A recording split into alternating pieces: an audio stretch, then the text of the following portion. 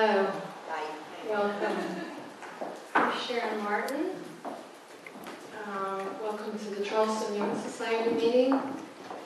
We meet monthly to explore the theories and ideas of Dr. Carl Jung and his teachings. It's my pleasure to introduce our speaker tonight, Dr. Romig Johnson. He's a native of the area. He grew up here in Charleston and on Sullivan's Island. He is best remembered by many as a star football player at Moultrie High School in the state championship game. John attended the C.G. Jungian Institute in Zurich, where he studied with notable, very interesting people, such as James Hillman, Marion Woodman, and Jung Hall, among others. He was also taught and supervised by such great minds as Marie-Louise von Franz, my favorite writer in the world, Barbara Hanna, and Adolf Buchenwald. After graduation, he moved to New York City and began his private practice in Manhattan in 1977, where he lived and practiced Jungian analysis until 2005, when he moved back to Charleston. He's a senior member of the faculty of the C.G. Jung Institute in New York and a supervising psychologist for the training program. He is a professional member of the International Association of Analytical Psychologists and a former officer of the New York Association for Analytical Psychology.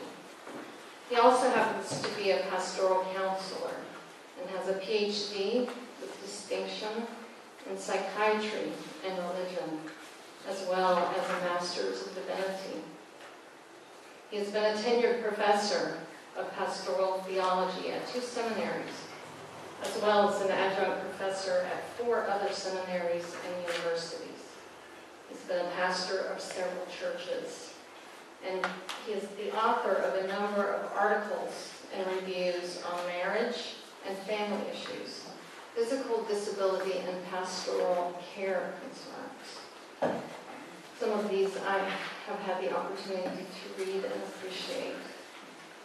It was recently published in Quadrant, which is the journal of the C.G. Jung Foundation, and I think we still have a few copies in the back for sale.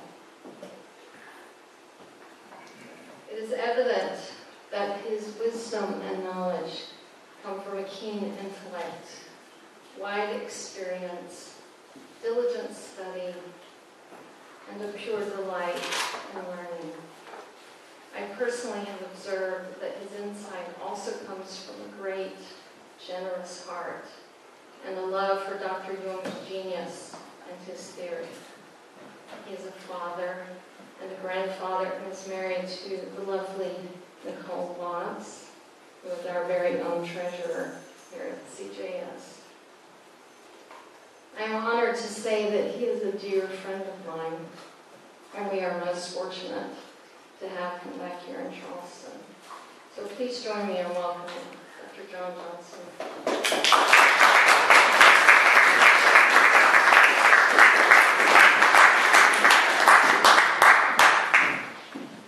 I almost don't know who that fellow is. But the only time I ever had a headline in the Charleston News and Courier was in the sporting section, and it says, Blackie Johnson turns back Bishop England. I allegedly made 4 tackles on the goal line. I don't remember making any of them. But you may wonder why a straight-laced and antique Episcopal priest would be giving a talk on the tarot. I first heard of the tarot when I was in college, and I read Charles Williams' The Greater Trumps. Charles Williams was a committed Christian and a devoted member of the Church of England. He was a cohort of Evelyn Underhill and C.S. Lewis. He was said, however, to to have a refreshing tolerance for the skepticism of others, and believe in the necessity of a doubting Thomas in every apostolic body. He basically, in the greater trumps, takes a cult subject matter and turns it into a Christian morality play. His central theme addresses the issue of profaning the holy by misusing his promise of healing and wholeness for ego-aggrandizement and a thirst for power. This classic tarot figure of the falling tower is a symbol of the faith that engulfs those who attempt to lay hold of the holy mysteries of the spiritual world to satisfy their egoistic search for power. I believe we can do this without falling into fundamentalism or superstition or magic, but rather discover together this sort of spiritual dimension of human life. Then a number of years later, of course, I was a student at the C.G. Jung Institute, and I found that Jung had shown an interest in the tarot as early as 1930. But in 1950, he charged a research group with the task of looking into the tarot and examining its possibilities. This group was first headed by Linda Fierce David, and later by Heinrich Fierce, her son. They all determined that Grimaud's Ancient Tarot de Marseille, the ancient tarot of Marseille, was the only deck, they said, that produced the properties and fulfilled the requirements of metaphor that he, Jung, gleaned from within the alchemical text. Jung and the early Jungians thought that the tarot probably was originated by Balkan gypsies, but modern research says it probably is a product, the first tarot deck probably is a product of northern Italy in the early 16th century. The classical tarot deck that we'll use is was begun in Marseille, France. And the cards were used in a normal way for playing a game, very similar to bridge, a gambling game with a lot of movement. Sigmund Freud used to like to play the game. And C.G. Jung became interested in the fortune-telling aspects of the cards when he was introduced to them by Professor Bernoulli, who was a colleague of his at the ETH. That's a technical university in the Technische Hochschule in Zurich. In Archetypes of the Collective Unconscious, volume 91, paragraph 81, Jung wrote, "If one wants to form a picture of the symbolic process, the series of pictures found in alchemy are good examples. It also seems as if the set of pictures in the tarot cards were distinctly descended from the archetypes of transformation, a view that has been confirmed for me in the very enlightening lecture by Professor Bernoulli," that's Rudolph Bernoulli. The symbolic process is an experience in images and of images. So far, Jung. Bernoulli wrote in a spring, and I can't find that particular spring. I think all my springs have sprung. Spring is the sort of annual magazine which was published, a journal which was published over the years out of the Jung Institute. He says, first look at a single card and its symbolism. Then show how this symbolic use may be understood. And then examine the psychological content as an instrument for meeting the psyche in the same way that in Tibet and in India, people use a picture for meditation of an image. It's my conviction that a possible pattern of the individuation process is reflected in the order and symbolism of the major arcana. Jung thought of the collective unconscious as the soul of the world, and in that soul lives all our shared archetypal symbols. So let's use your imagination and look at these cards as a possible path toward wholeness, individuation. They obviously have multiple meanings, and for that reason we do best, I believe, not to be doctrinaire or absolute in any interpretation. In fact, the layout and answer sought often affects how we interpret the card, obviously. Some of my discussion of these cards might come from my own personal struggles, does come from my own personal struggles, let's be frank. But I hope you don't think it's too autobiographical. I don't want to universalize my own personal experience, but rather suggest that there may be some correlation to another person's analytic experience and their individuation process. To meet the encounter of the unconscious and conscious sides of the self, we need a quiet attitude. We need, but not over serious, just quiet. You know?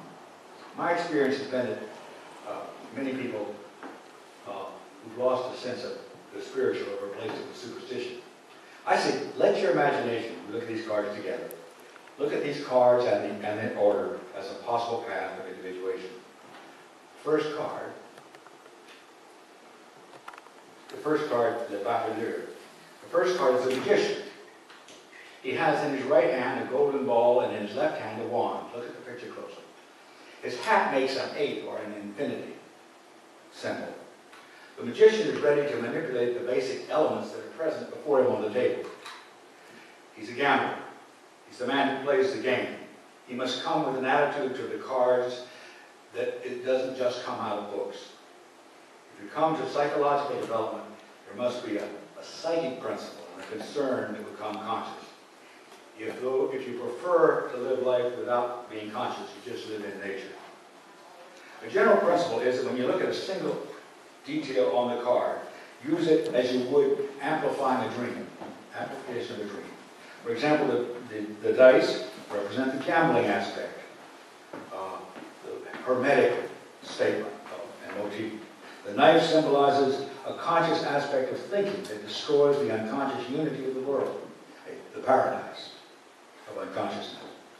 The pot on the right of the table could be a hermetic vase suggesting progress in individuation requires you to cook the affect in your body until it's ready.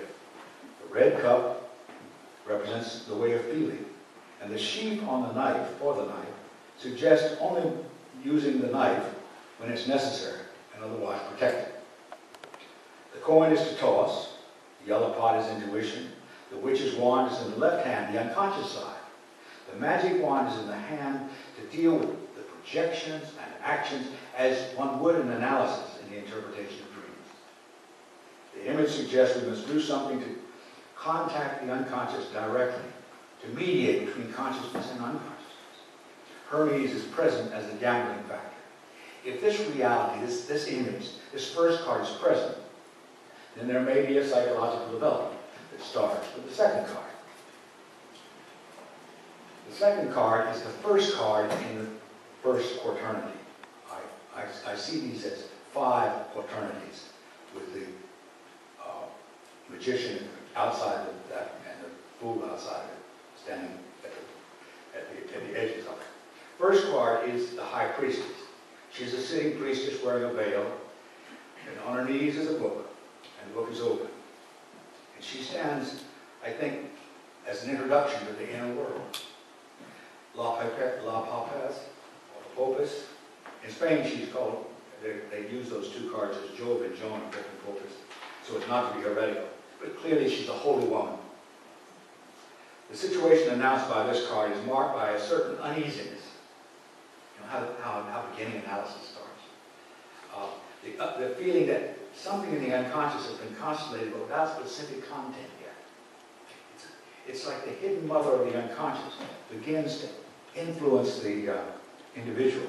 There are accidents, slips, and the unconscious unity with nature is no longer guaranteed, but one can't see much yet. We're just at the beginning.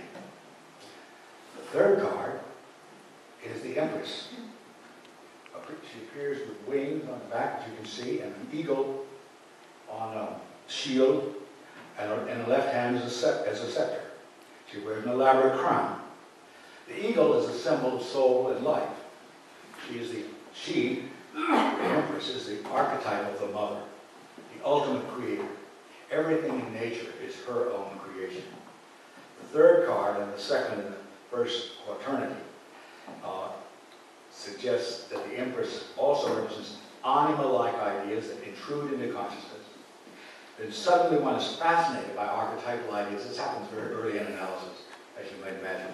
It's full of seeing insights, very enthusiastic.